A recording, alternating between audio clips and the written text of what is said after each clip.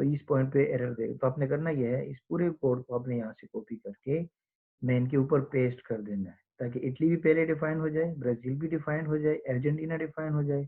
उसके बाद जाके हम कहाँ पर आ जाएंगे, मेन फंक्शन में आ जाएंगे, राइट। और फिर मेन फंक्शन में आपने जब एग्जीक्यूट करेंगे तो आपको अब एरर नहीं मिलेगा, तो आपको एज इट इज आउटपुट में डिस्प्ले होगा, ठीक। तो आई एम इन मैन सबसे पहले आएगा, फिर I am in Italy, I am in Brazil, I am in Argentina, ठीक है। तो एक एक फंक्शन बारी बारी कॉल होगा, वहां से वापस आएंगे तो फिर ब्राजील कॉल होगा, यहाँ से वापस होंगे, फिर अर्जेंटीना कॉल होगा, अर्जेंटीना से वापस आएंगे तो उसके बाद जाके मेन की ब्रेसेस खत्म हो जाएंगे, राइट। तो इस तरह से एग्जीक्यूट होगा।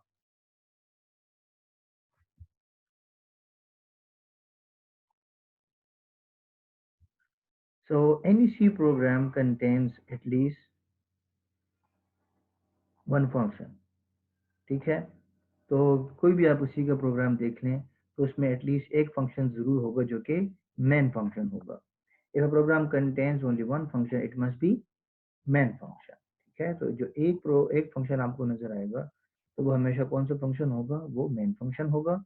If a C program contains more than one function, then one and only one of these function must be main.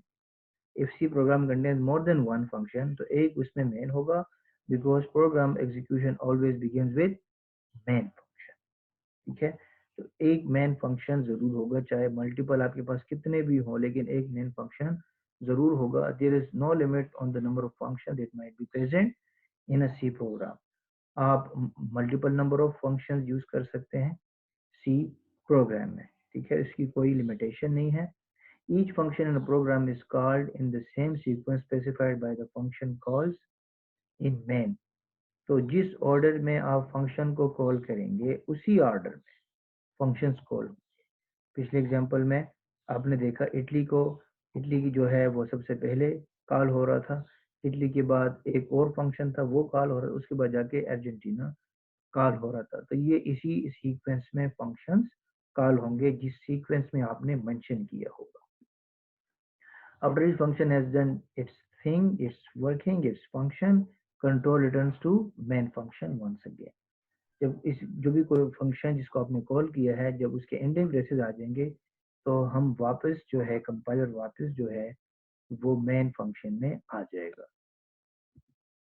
When main runs out of function calls, the program ends, ठीक है। जब main function में जो भी programmes आपने call किए होंगे, जब सारे के सारे कॉल्स खत्म हो जाएंगे, उसके बाद अगर कोई कोड नहीं है तो मेन फंक्शन भी एंड हो जाएगा, ठीक है।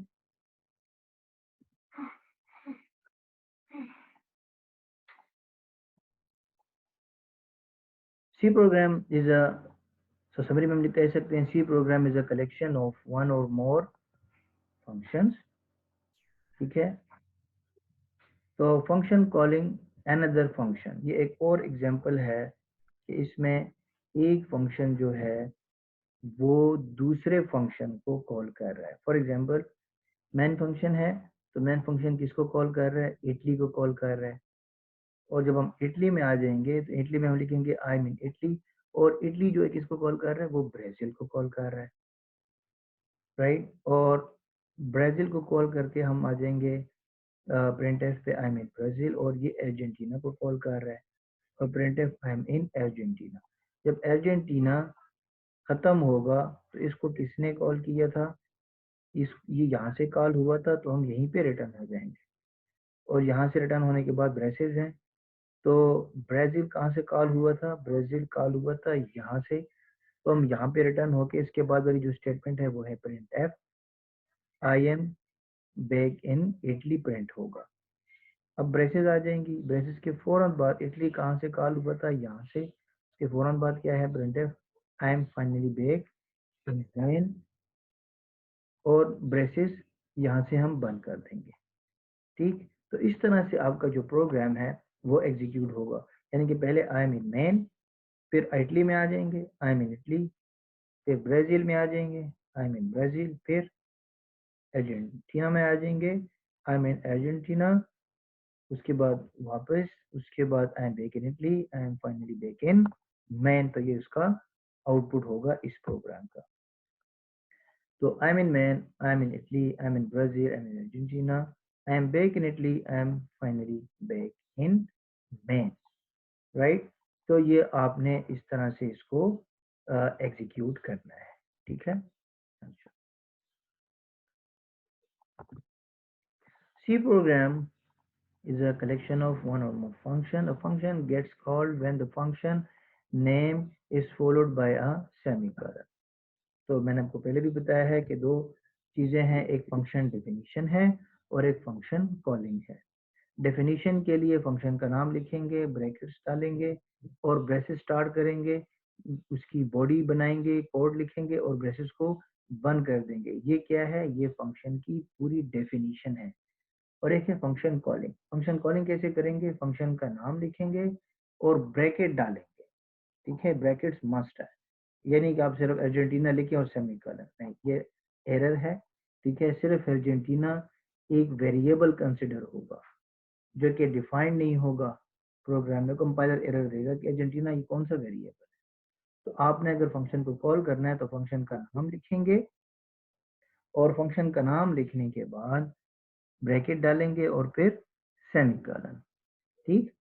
तो इस तरह से आपने उसको एग्जीक्यूट करना है। अच्छा, a function is defined when function name is followed by a pair of braces in which one or more statements may be present. इसको हम कहते हैं फंक्शन डेफिनेशन।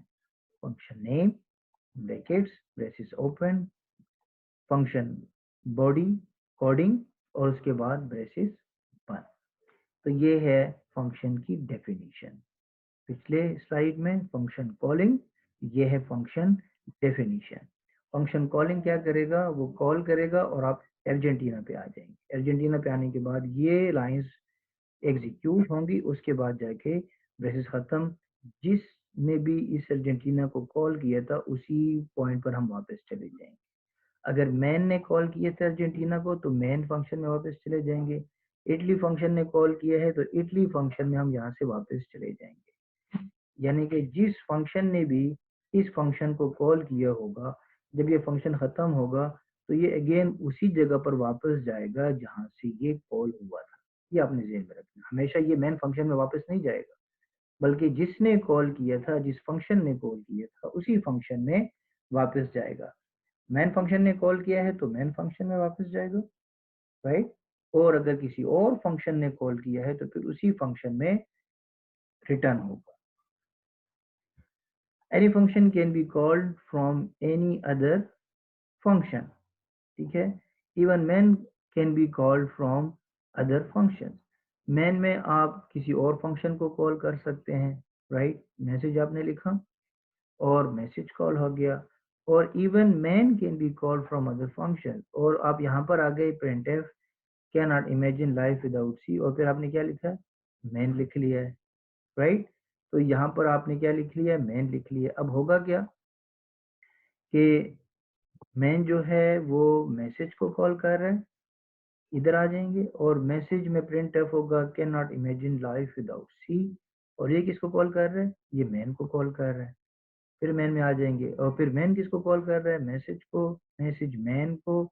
मैसेज अगेन यहाँ पर आ जाएंगे, मैन अगेन इस पॉइंट पे आ जाएंगे, फिर मैसेज में आ जाएंगे। इसका मतलब है कि इनफाइनाइट टाइम्स ये कॉल होगा और infinite times can not imagine life without C जो है वो प्रिंट होगा, राइट। लेकिन अगेन करना क्या है कि ये जो फंक्शन है इसको आपने मेन के ऊपर डिफाइन करना है, अदरवाइज कंपाइलर जो है वो आपको एरर देगा कि मैसेज कहाँ पर डिफाइंड है। तो पहले आपने उसको मेन के ऊपर डिफाइन कर देना है, उसके बाद जाके अगर आप उसको एग्जीक्यूट करेंगे तो ये इनफाइनाइट टाइम ये कोड जो है एग्जीक्यूट होगा। अच्छा, इसके बाद है